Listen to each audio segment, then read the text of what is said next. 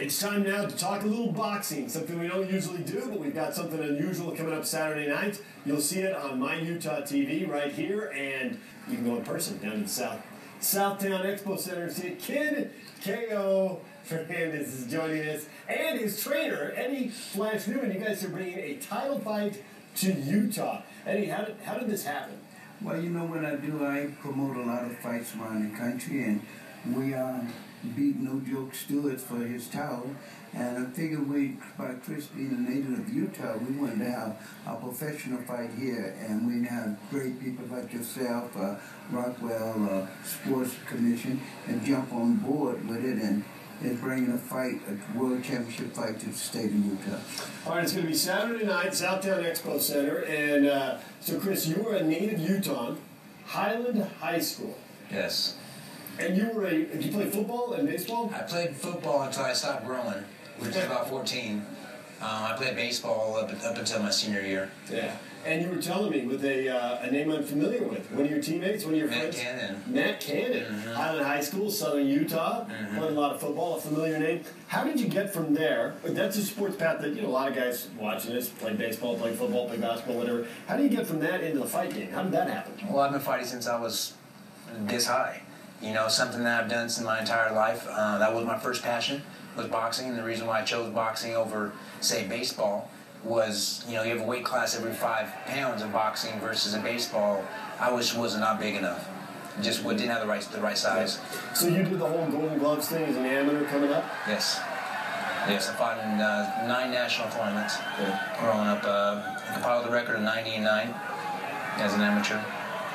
Now, how old was he when you found him and saw his talent and thought, hey, we should partner up, we should do this? I was running the gym downtown, and I saw him in 2007. No, it was 2005. 2005, he walked into the gym and beating on the back. I had heard of this kid, Chris Fernandez, and I looked at him and I said, you got some skills, just do that, Mm-hmm. If you're willing to work, we can go to the top, but it's not easy. And he was willing to work, he gave me everything I asked for, and we got a lucky break, and there we are. And you turned pro in 97? 97. So we were talking just before we started the interview here, and I said, well, that's a long road. But you had a 5-year break. So explain to people. I had 2 breaks. Okay, explain to people how you took the break in Tacoma and then why you came back. Well, I had an early break about a year after I signed. I turned professional in 97. I had a contract with the manager, and we had a hard time going through that whole complication of getting out of the contract. Mm-hmm. So I didn't fight for 2 years, and then I came back for about another year. I took a fight on short notice in Washington, which is where my mom lives, in Tacoma, Washington, and took a fight on short notice, lost a lot of weight, was totally drained, took a beating, and they stopped the fight, and my mom was at ringside crying. She was trying to jump in the ring to save me, to save her baby. And so I promised her afterwards that I'll never fight again. And yet we have a title fight Saturday night, so something happened. And she's flying in tomorrow. Okay, she'll be there for you. So what did you have to say to your mom to get the okay to get back in the ring?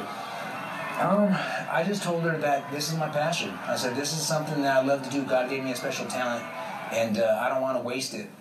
This is my way out. This is my way to a better life. And so she told me, you promised me never to get hurt. And I said, I'll be 100% prepared and in shape every single time I fight so I won't get hurt. Now, we hear so much, football fans, the concussion stuff is nonstop, and we've heard the same stuff associated with boxing. Do you worry about that a little bit? What kind of precautions do you take? I don't. You don't? I don't, man. You don't worry about it? I don't worry about that. You can't think about something like that in the back of your mind. You can't be the very best you can be thinking about what if I get hurt. So you have to lay everything on the line, and if it happens, it happens, and that's something I'll deal with. I'll cross that bridge when I get to it, but I'm not worried about that right now. Fighting Al and Litzau. Now, what do you know about him, and why were you willing to set your guy up with this? Because this is a big part of the fight game, is making sure you set up your guy with the right guy. Well, you're right. By being in WBU World Title Fight, they give us a list of names that we have to fight, contenders that are worthy of a shot of the title. And Litzau, he quick, he boxes look good. He don't have that much power, but do have a good knockout ratio record. So I think it'd be a good fight. It'd be exciting for Utah. It'll make Chris work. We're prepared for this guy, and we'll beat him.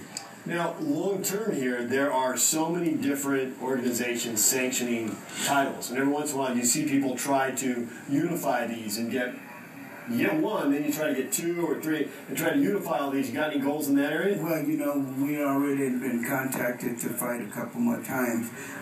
This fight could already happen because we won it back in May. It could already happen, but we wanted to hold off and do it here. But after this fight here, we got to look at the IBU. The IBU is looking. We're looking to unify the IBU with the WBU. So we intend to bring another fight back to Salt Lake City with the IBU champion versus Chris Fernandez. How much longer do you want to fight? You've been doing this a while, but we see guys. I mean, you're the only one ever to take a break here. That's half the fun of boxing. Guys go away, they come back.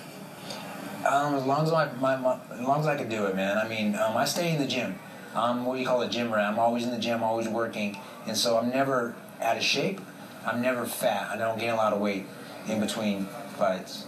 No, wait a minute. We got a lot of weight. We got a little dispute there. What's a lot of weight? How much weight does he have to put on before you start? What's a lot of weight? Yeah, you know, you can get up to 160. And the kids fight at, I used to fight him at 147, but I was draining him. I mean 140, and I was draining him, so we fight at 147 out weatherweight. And he walking around at 52, 53, so we get. Okay, so it's not too bad. Not bad at all. You just got to keep him weight. When he go visit his mom over the holidays, he come back fat. Yeah, it's all those potatoes. Yeah. But, you know, after winning the world title, I gave him a week off, and he was back in the gym 3 days later. So letting you know the dedication he have. And we'll be ready. It'll be an exciting fighter. We picked an exciting fighter to come in to fight us. And this kid come to win the title. And we got to defend it, and Utah will be fine.